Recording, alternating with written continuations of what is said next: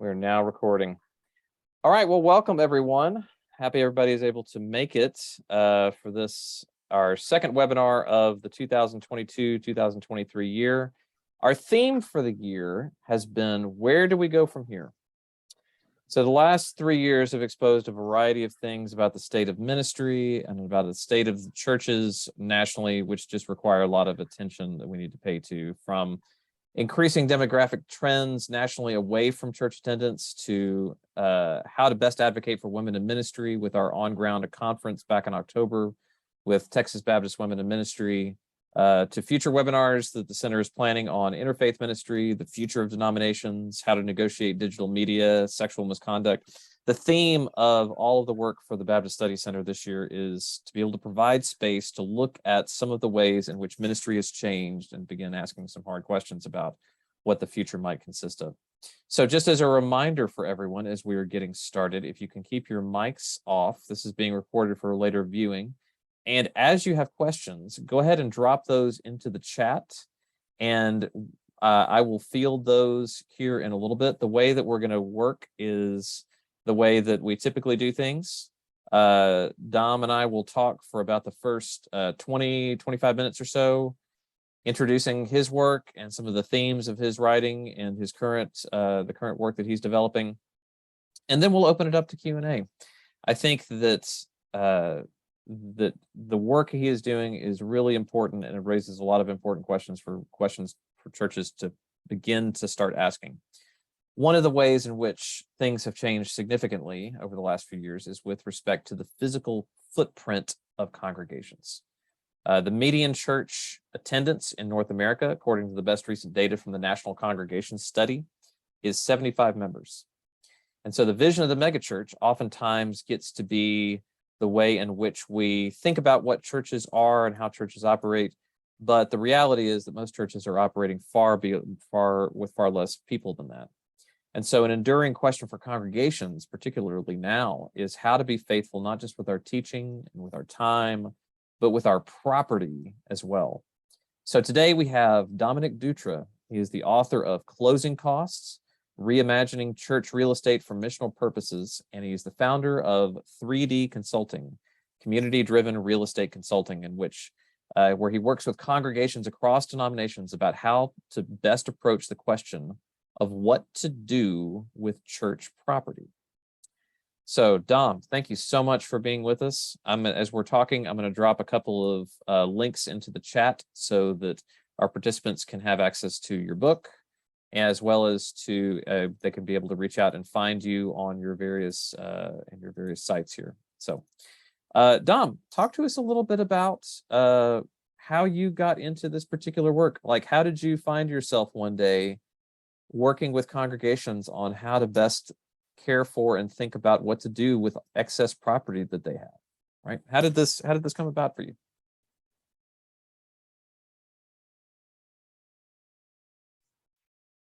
I'm unmuted. Okay. There you go. Gotcha.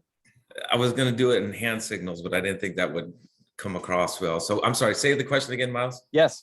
Tell us a little bit about how you got started here. How did you find yourself in a place where you were consulting with churches on how to best think about their property and where they might go? Well, it's just by way of introduction. I'm 59 years old. I'm based out of here in the San Francisco Bay Area. Grew up here basically my whole life, except for a year in Kokomo, Indiana, which was very hot and very cold, and 1 year in France. But grew up in the Catholic Church. Actually came to know Christ through a guy when I was 19 years old, and basically worked in my family real estate firm, as well as was involved politically. So my father was on the city council here, city called Fremont, with 245,000 people. I kind of followed in his footsteps, went on to the city council for 2 terms. And probably the biggest land use thing that happened that has a nexus with my work with churches was we lost our auto manufacturing plant, which was called Numa. It was a joint venture between Toyota and General Motors.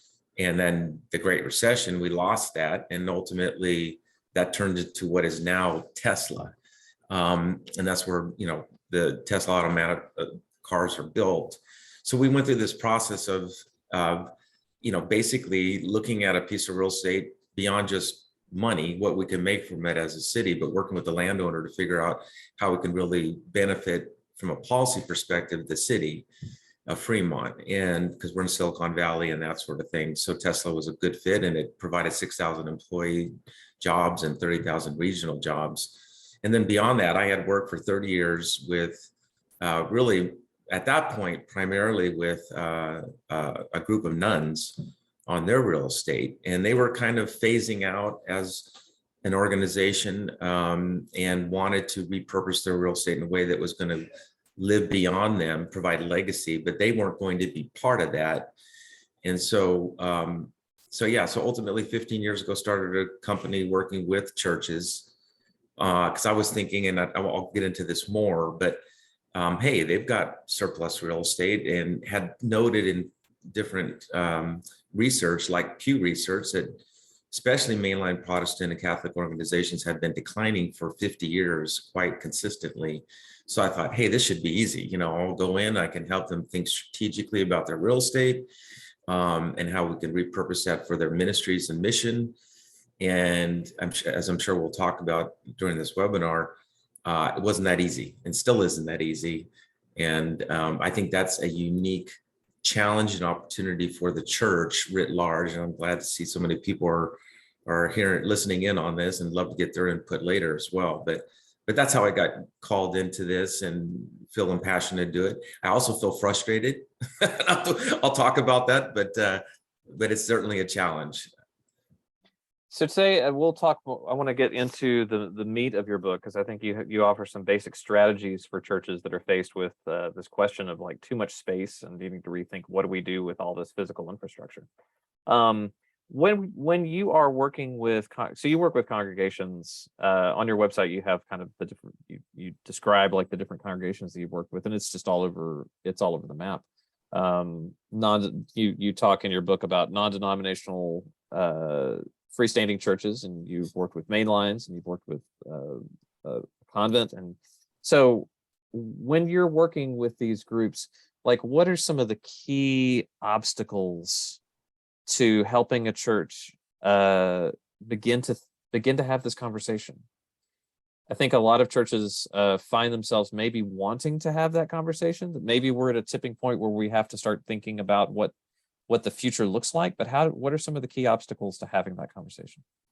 Well, you know, it's interesting, because I think that the knee-jerk reaction of most churches is survival, and as a function of that, one of the first things that they start looking at is the lease or rental or licensing of their existing property. So they're declining in size, and their congregational giving. You know, I mean, even in my own family, we have my wife and I've been married 36 years. And, you know, we're 59, we're the young people in our church. So our church is on the road to facing the same challenge.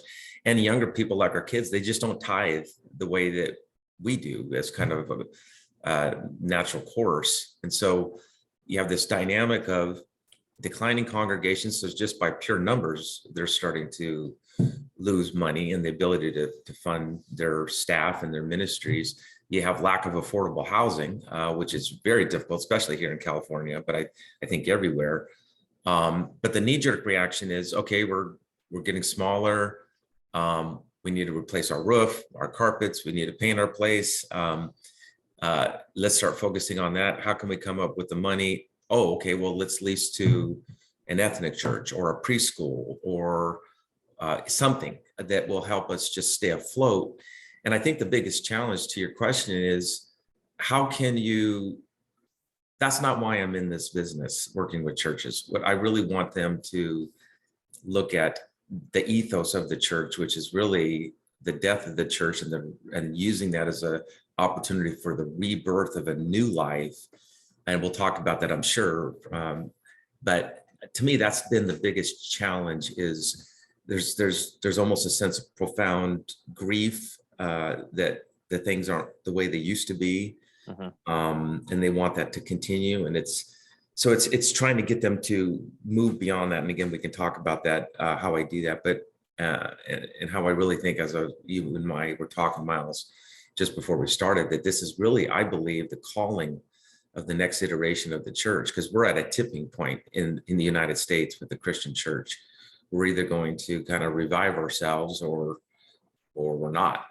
And again, I'll reference some of the conversations I've had with churches in that regard as well. Yeah, talk to us about how, sure. So maybe give us like some examples of churches that have been faced with this kind of question of what do we do with our property, but have found a new life with respect to their core mission, through being willing to have kind of a different relationship or to think differently about like historic properties. So you have a church that's like downtown and has always been downtown and has conceived of itself its entire life as being the downtown church, but now it's no longer. Like, give us some examples of what's that look like on the other side, churches that have come out well with this process. Yeah, and I think a big part of it is bifurcating property from what we traditionally think of as the church. When we think of the church, we think of a place. That's where we've been. That's where we've got married, our kids got baptized, had funerals for loved ones. It's so, I think, quite understandably, and it was for many of us a cultural hub. It was our relational, communal hub. And so it's a huge part of our life. And then to see it now, that being the church, not that, I think that is a challenge. Now, in some cases, it's not as complex. So I just, as an example, worked with the church. They're sitting on 9.5 acres. They have a lot of land. They had a school that they operated for many years. The school shut down after 32 years, and they had as many as 700 children or students in that school. And in that case, we were able to repurpose it, leased it to a private school. And over the next 20 years, they're going to garner $27 million in revenue that they can use toward investing in the next iteration of the church. So in that case, when you have enough property, you have a little bit more flexibility. As you start getting to, I just had breakfast this morning with a pastor who, sits on a property of maybe 1 or 2 acres. They don't have the same sort of flexibility. That's when you really get faced with the challenge of, wow, we really may lose this property. And in those cases, again, I'll just reference the nuns. They're literally, we are now down, just to give you some perspective, 30 years of working with the nuns. I built them 45 units of new housing that was functional for them. And we literally set it up so that we knew that they were going to start phasing out. There are 3 cottages of 15 units each on a separate parcel. We're now investigating how we're going to repurpose that because it's empty. So I think the healthy churches or congregations focus on how can we use this resource for new life. And I think the healthiest ones look at it knowing they may not be part of that. They may not lead that, but they will seed it. And they do that through using their property for affordable housing or using it to fund ethnic churches. That's a huge issue. It's just the changing demographics of our nation. It's a political issue, it's a cultural issue, and it's a church issue. And I can't tell you how many churches I've walked into where my own church, it's going to be there soon, which is the congregation that's been there forever for 50, 60 years, has a smaller congregation using the church facilities during primetime hours and leased to an ethnic church that's maybe 1.5, 2 times larger at 2:00 on a Sunday. And so it's a sense of who really owns those facilities. And I think the healthy ones realize they're not the owners, they're just the stewards. But that's not an easy Rubicon to get over. It can be quite challenging. Right.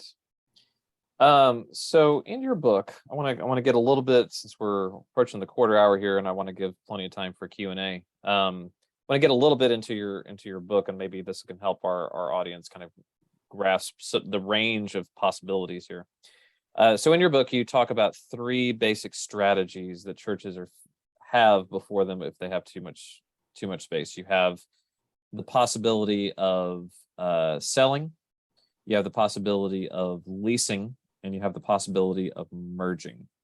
Can you tell us why, when your book, why these 3 strategies when we're thinking about when you're faced with this crisis of too much space, why these 3 strategies?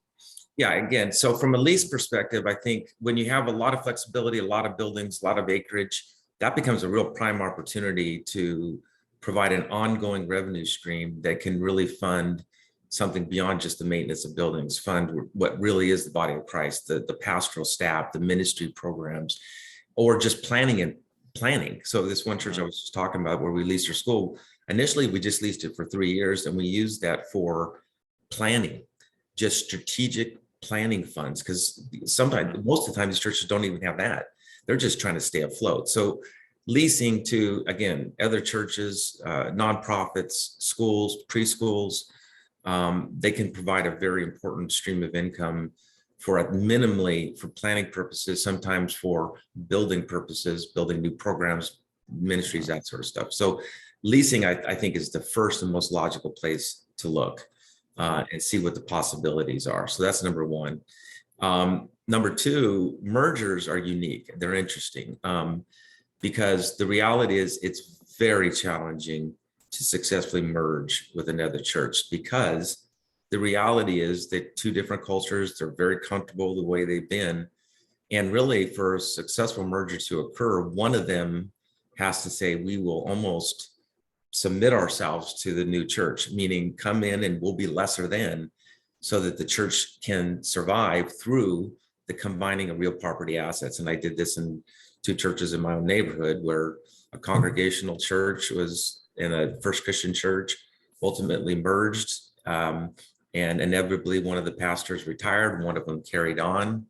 And so just the whole merging of staff, it's very complex. And I always counsel churches to really think hard about and take the time to really discern the whole process of mergers, because it can be a success, but it can also be something very challenging. And you always hate to see a merger that doesn't work. So that's merging. But I've seen it successfully handled. But again, it really does take a lot of humility. On the sales side, it depends. It could be a sale of a portion of a property. And a lot of times that occurs. In fact, most of the time you'll drive, I tell people, just drive around your community and you'll see a traditional circa 1970, 7,500 square foot church adjacent to a vacant lot. And that 7,500 square foot church was meant to be the starter church. The additional land was meant to be where you're going to build a real church, and it never happened. And so, there is surplus property there. So that land can be sold, and there's ways to do that. Either through you can do long-term ground leases for affordable housing that provide revenue stream, or it can be used prudently. You have to think prudently about this, because you don't want to take away all your parking, as an example. But if you can sell a piece, and again, in all of these strategies, and that those pieces can be used for affordable housing, they can be used as really starting capital. But what I really counsel churches is, whether you're looking at merging, leasing, or selling, that's really the secondary step. The first step is, what exactly is the discernment? Through discernment, what have you discerned God's plan is for the future? Because if it's just a stopgap measure, it's really not. It's not well invested funds. It needs to be invested in something everybody believes is going to be a strategic revival of the church. Again, very likely in a different form. But so those are basically the 3 strategies. And as you said, I've worked with, this is the last thing I'll say about this, is I've worked with every denomination you can think of. I think I have my 9th or 10th project going to the Vatican for approval. So, I mean, it's, no matter what, very often people think, well, Baptist churches are very decentralized and much easier to make decisions. Presbyterian churches, very hierarchical, very challenging. The reality is, the local church body has incredible sway over what happens with their church. And I think they are the key. Good. So I want to get further into some of these, but one of the things that I found so fascinating about your book is this concept of churches being able to lease some of their property. I was a member of a church in West Palm Beach for a time that was kind of in this situation, had a lot of property that wasn't currently using, and so began to lease it to various nonprofits. in the area and begin entering the partnerships. Say a bit more about that. I think for some churches and folks that are listening in, they're thinking about maybe this is like the first step, right? Our church probably isn't gonna grow to the place that it was when the sanctuary was built, or the property no longer is being used to its maximum capacity. So maybe leasing is our first step here. Talk to us a bit about what that looks like, some things to avoid, or some things to maybe watch out for in that process. So absolutely. And Steve Bohannon, you'll see him here. He was the editor on my book. And, I always tell people that I was a junior high basketball player, and he made me, Michael Jordan, because he's the real writer. But, one of the things that Steve shared, Steve, you'll remember this, and he was a big part of the writing of that chapter, was, if the initial challenge or the initial thing you want to avoid is looking at it just as a pure financial measure. If it's the church is there to glorify God and bless communities, that's the starter. And so if it's just a stock measure, that's not where you want to start. With that said, when you go down this road, you want to be able to, and we've done this, create plans for not just leasing the property, but very often what will happen is there will be shared use of the property. So as an example, a school, a preschool, who will be, using your facility Monday through Friday. You're not really there. You might have Bible study groups on Wednesdays or Friday nights, but they may want to use your congregation for different multi-purpose rooms or performances or that sort of thing, or your kitchen, your fellowship hall, that sort of stuff. So we actually created a very unique lease that had a combination of exclusive use areas that would be paid at one rate and shared use areas that would be paid at a different rate.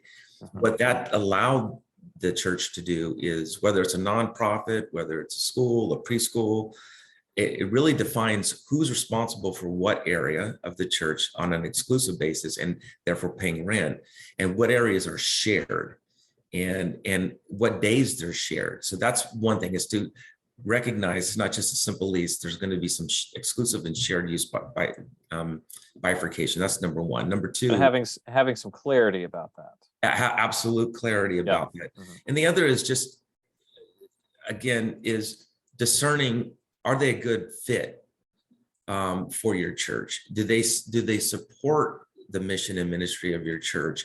Because the last thing you want to do is enter into a legally binding agreement to lease a portion of your facility, only to find out subsequent thereto that it's not a good fit, and that there's some conflict. Well, once you're in a lease, there's not a whole lot you can do about that. And, so you want to make sure that from a ministry mission perspective, it's a good fit. You also want to make sure that they're financially sound, and you're using an appropriate lease document that protects the church from liability, especially if you're leasing to a preschool.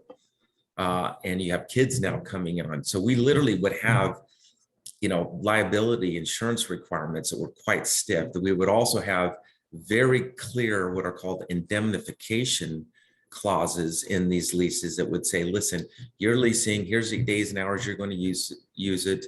Adults can't be going into these areas of the church. And irrespective of that, if something were to occur, the church is fully indemnified and held harmless if something were to occur. Because no matter, you can write at least 1,000 pages long, but you'll never be able to cover every eventuality. So you really want to work with a legal counsel, a good real estate professional to write that up.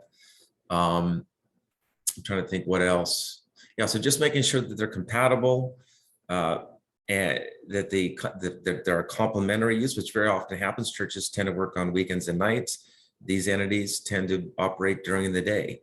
And so the other one I would say, I see somebody posted a question here on a land lease. That's a great question. You can do, if you're building for sale housing, you can't do ground. We call them land leases, ground leases, whatever you want to call them. Essentially, they're long-term leases of land where you don't give up ownership of the land, you lease it.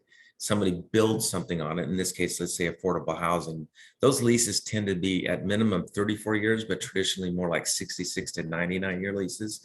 So you, as a congregation, probably won't see that come back anytime soon. But what it can do is do two things. One, provide some ongoing revenue for the church, but also provide a ministry opportunity, because in two ways. One, you'll be able to minister to whatever communities. They could be seniors, they could be families, they could be those who need services. And in some cases, as Mark Elston has done over in Steve, where's Mark Elston's church? Can you, he can't get unmuted. Maybe you could type it. Anyway, Mark Elston, I think he's in Michigan. No, he'll tell me, but it's off. I'll get him to unmute. There we go. Go ahead. Minneapolis, I believe. He's in the Twin Cities. Is he in the Twin Cities? So he had a property that was basically a site that ministered to the local university. It was built in that campus years ago. He did an affordable housing project, but also constituted downstairs space for the church and ministries. So if you have, that's a new phase, is churches are looking at this combination. They're called supportive housing, essentially, where the church is downstairs and the housing's above. And if you think about it, it's a perfect scenario, right? Because your ministry field is above you, and you're using that downstairs space on what I call a 24/7 basis, as opposed to a traditional Sunday, Wednesday, Friday night. You're really wanting to use these facilities in a way that can be used 24/7, and ground leases for that. Steve's just saying it's Madison, Wisconsin. I think that's right. It's University of Wisconsin. But at any rate, ground leases can be great opportunities to do all of that. Good. All right. So I have one of the other questions then that comes up for me as I'm reading the book has to do with this question of merging. Like, is that a feasible possibility for many churches? I think that it sounds like a great ideal situation that you have two smaller churches and maybe we can partner together and become like a larger church for the sake of the kingdom of God. How have you seen that working well? Is that a real possibility for churches, or is that kind of more aspirational in nature? So I'll give three scenarios that I've experienced over the last 15 years: the good, the bad, and the ugly.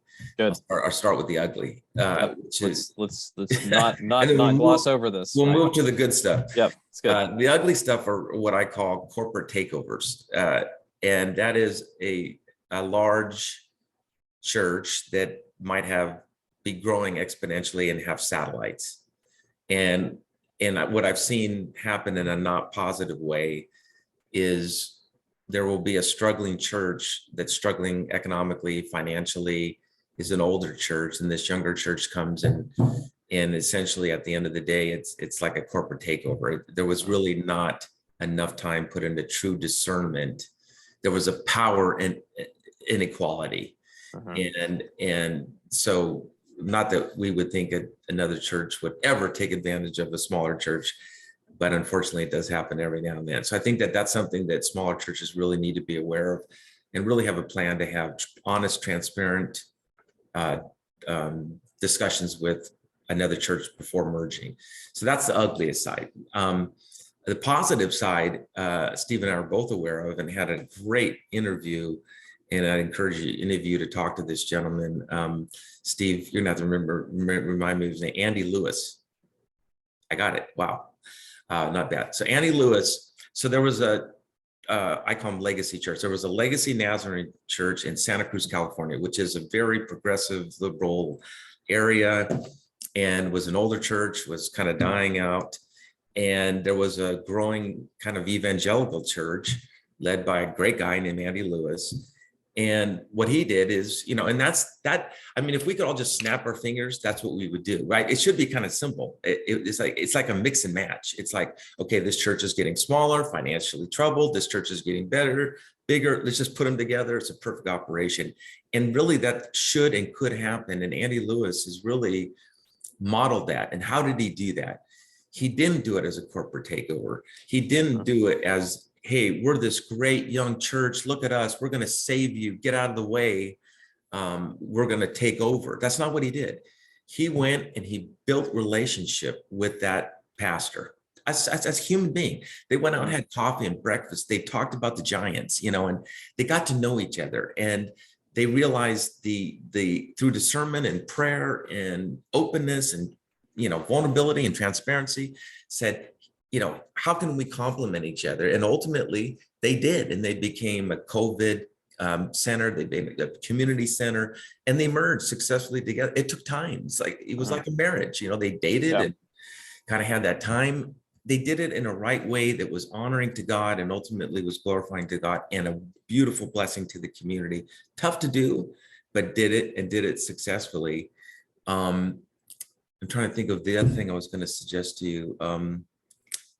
The other is if there is two churches that are looking at merging, again, I think ultimately the question before the church is this a stopgap measure, or is this something that is really part of a strategic plan? Right. Or are we just doing it because it's going to make us last another 5 years? We won't have to talk about this. That's a consistent theme of your work, is kind of distinguishing between, like, are we doing this just to be able to survive another 10 years, or is this consistent with the mission that God has for us? Absolutely. And again, getting back to the nuns, which I've always really admired about them, is it was never about them. It was never about them. And it was amazing how separate they were from the issue of their real estate and this, moving forward. And I can't tell you the things that they've done. I mean, sex trafficking, they use funds for, sex trafficking. They're part of the Earth Charter. I mean, they leased sold one of their facilities to an autistic school that had been looking for a permanent home for 30, 40 years. So there's incredible blessing of how God is going to continue to bless the communities well into the future, and they're not going to be part of it. And I think that's the key, is to think about these mergers in that direct. Does it get us there? And I know what I was going to say. Very often, I'm facing it in my own church, which is we have ethnic churches. We're in a very ethnically diverse community. It used to be Portuguese and Italian. I'm Portuguese, and I'm in the minority. And the reality is we have our service at 10:30 now. It's getting smaller. And we have some ethnic churches use the church in the afternoon. And I told my wife, I said, listen, one of the first things we could do is put out a request for proposal, a document that would basically go out to all the churches in the region and say, just letting you know, we can let you use our church for your service at 9 o'clock. Come in and take a prime time hour. Tell us what your mission is. Tell us what your ministry. Let's make sure we're compatible. We want to be good stewards with this, but we don't own the facilities. We'd love to bless you with this, because very often these growing ethnic churches, they can't afford it to go out and buy or lease a building, and yet they're growing because they're matching the communities around us. So those can be some really wonderful opportunities for quasi mergers. But it's a different type of merger. Let's put it that way. Yeah, that's good. So we got a question here from one of the local minister here is, can you speak more to the discernment process for a congregation around the two church merger versus the right sizing and selling of building? Yeah. So what are there specific markers that a church should be looking for? Are there specific how do you go through that reasoning process of determining, should we be looking for a merger, or should we begin looking toward selling? So I'll say a couple things. One, Miles and I were just briefly talking about this before we all got on here, but I'm a real estate guy. That's my background. I'm a real estate guy, a political guy, and a business guy. All right, so that's me. I'm not the discernment guy.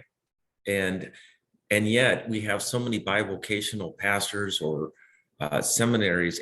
At a time when the church, in my opinion, this needs to be, if not the preeminent issue, absolutely one of the most important issues, is how do we resource these billions, and it is in B's, billions of dollars of real estate to resource the new iteration of the church. Absolutely the most important thing. And raising up people that can work with these church elders, pastors, to go through this discernment is an absolute need. I do the best I can, but the reality is the real estate guy shouldn't be doing it. And not that I'm out there trying to, prey on churches so I can sell their properties and get commissions, but the reality is that's my role. And I do think there's a network of people, architects and others that need to be resourced.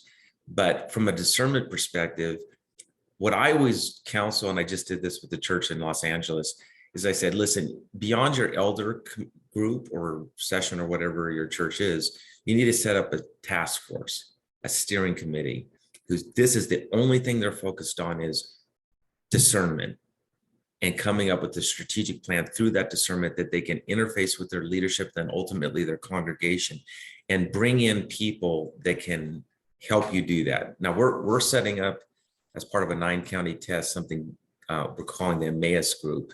The Emmaus bringing on the knowledge of a new life to a church is not the end. And what we're trying to do is connect these churches to those resources. And I think that that's a huge and growing, not just need, but I think people are starting to realize, hey, this is something that I can get excited about doing. I might be going off into retirement.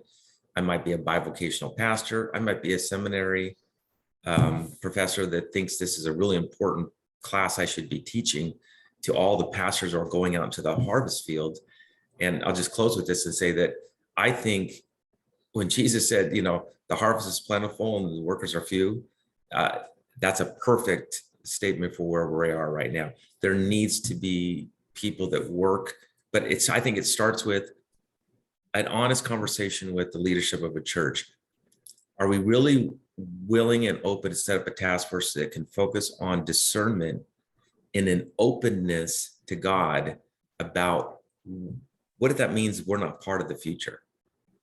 What does that mean? And I literally sat down with this leadership of this Lutheran church, and I said, listen, I'm not trying to be offensive. I've got to go through this issue with my own church, but I'll just tell you, I said, the options are, one, to really go down this openness where knowing that when that seed dies, new life is created, and that you yourself are refreshed and revived through that process, knowing you may not be there to go into the future. That's a beautiful process. The alternative is we all become hospice churches where we just make everybody comfortable till the church dies. And I've seen that. I have seen churches get down to 2 people. 2. I've been in a church like that.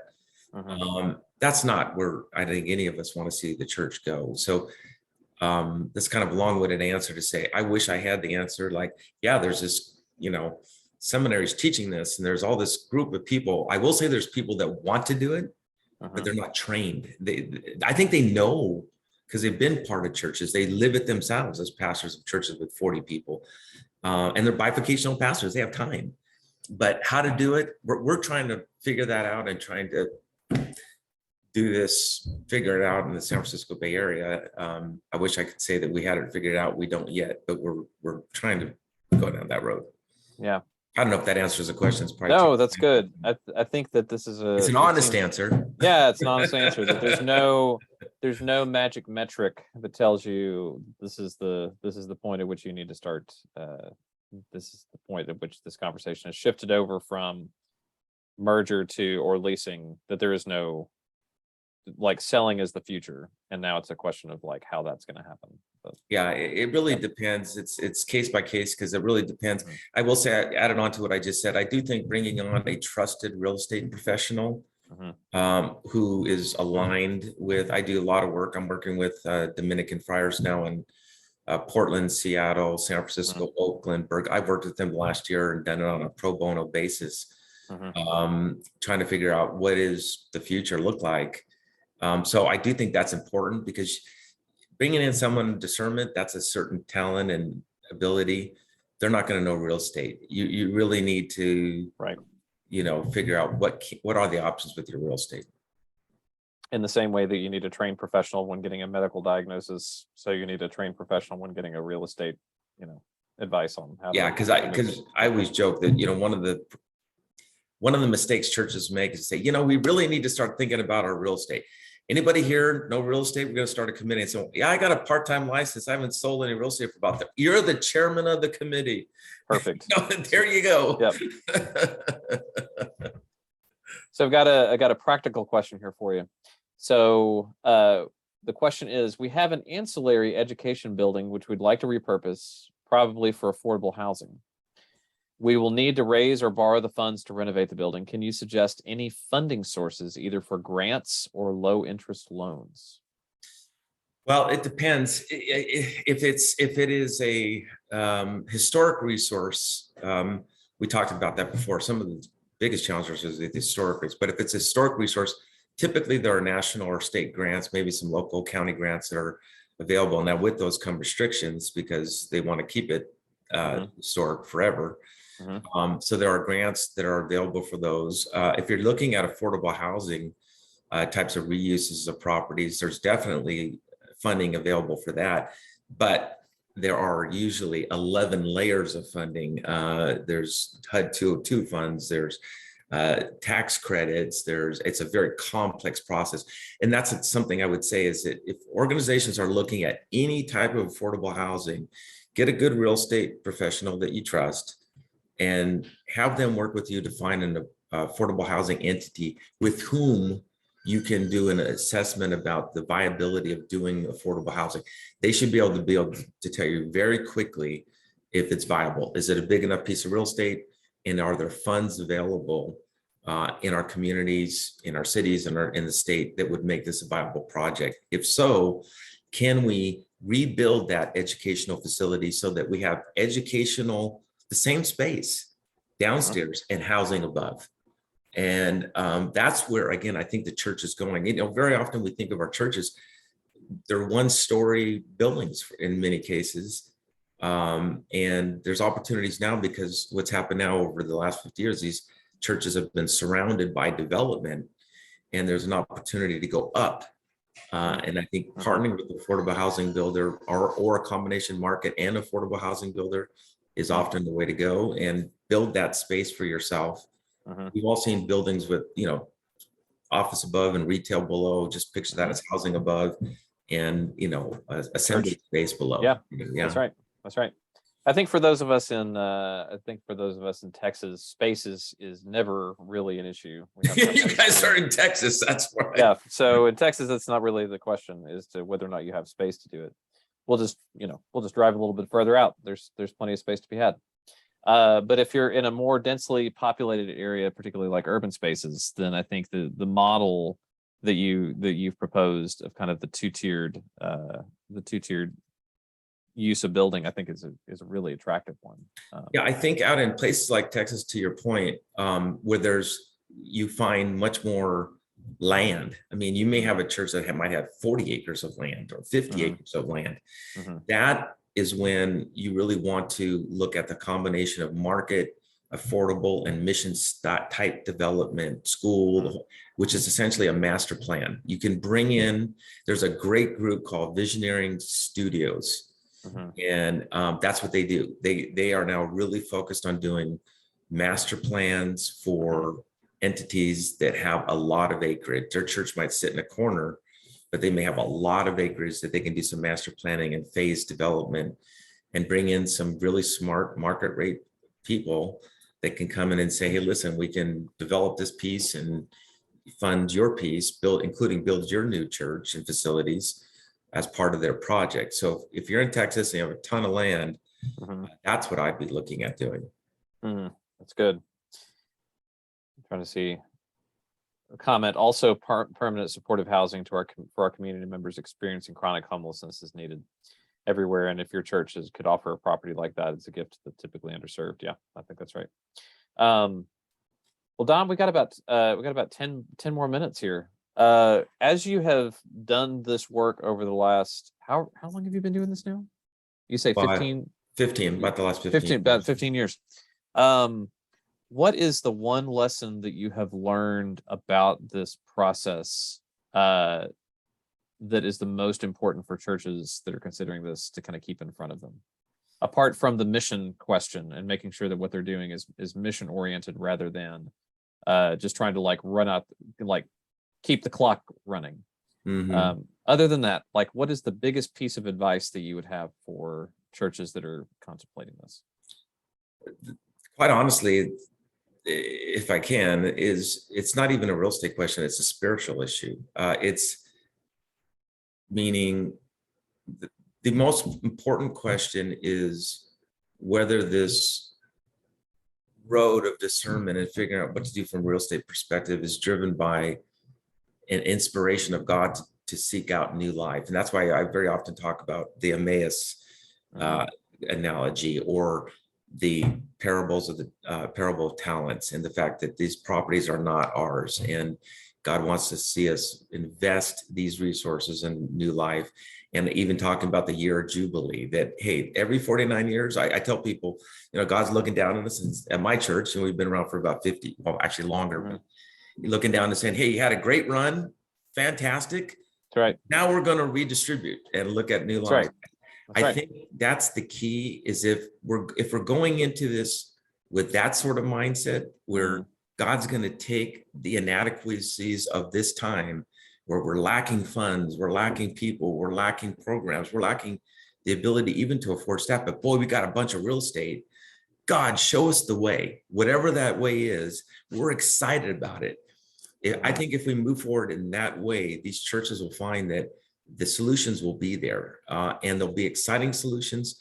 There'll be, and this is to your point, to your question, I say, listen, and when you start this process, please don't be like the Israelites with Moses, who, when the Israelites were in Egypt getting beat, Moses like, hey man, we need to get out. And they're like, yeah, let's go. And about a week later, they're like, yeah, man, this is really bad. Maybe we got to go back to Egypt. It wasn't so bad, because it is going to be a multi-year process. This is not going to happen overnight.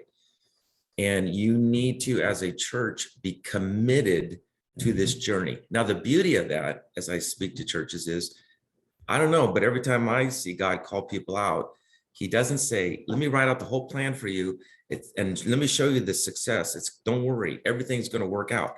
He says, no, Abraham, you're going to leave. No, Joseph, you're going to go. Moses, you're going to go. And it's a combination of faith and planning. It's both, but it is going to be multi-year. So don't make a judgment on your experience after 6 months. It didn't come out perfect. There's going to be ups and downs. But be committed to the path, because the alternative, as I say, is really a death that's not, as the Bible says, repentance of God leads toward life, repentance of the devil leads toward death. I mean, it's one or the other. And I just think this opportunity for real life needs to be embraced as a multi-year exciting opportunity. We're all in this together. If they could do that, they will get to a solution where the real estate professionals can get them there. But that's really where it starts, is coming up with that plan and that discernment. That's great. That's really good. Again, this is a difficult conversation, so I think it's important that you're encouraging. I hear you encouraging our participants here to just, to go slow with this, but to begin to have that conversation if that looks like that's kind of where things seem to be trending for your congregation. So the death of an organization does not mean the death of the church, capital C.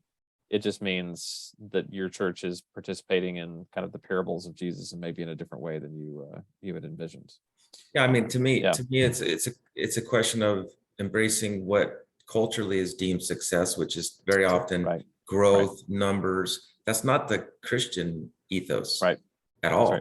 If it was, Jesus would have came down and had a church of 5,000, which I think he could have done, but he didn't do that. He did something quite different. That's right. Well, Dominic, thank you so much for your time with us today. Benji Van Fleet, one of our participants, if you want to experience resurrection, you have to die first. I think that's the hard part, the hard reality. So, and then thinking about what does it mean for our church to be able to bless the next generation well, and to use those gifts which we've stewarded for a time, and to be able to do well with those. Dom, thanks for your time. Appreciate you being willing to come and share your expertise with us. Yeah, I put your website and all of your information. Steve has been really good about putting some other resources here in the chat. So before you log off, everyone, be sure to grab the links for those. When I send this out in a few days, I'll try to get those links in there as well, so that you'll have those resources. But Yeah, and if anybody ever wants to email me or text me or whatever questions, I'm happy to respond and anytime. So don't be shy. I'm happy to help out any way I can. yep. All right, Okay. Dom, thanks so much for your time. And everyone, thanks for chiming in. This has been recorded, so it'll be available for rewatch here very soon. So Thank you, Miles. Thank you for All right. having me, everybody. absolutely. Y'all have a great rest of your day. And from the Baptist Study Center here at ACU, hope you have a good rest of your week. Thank you so much.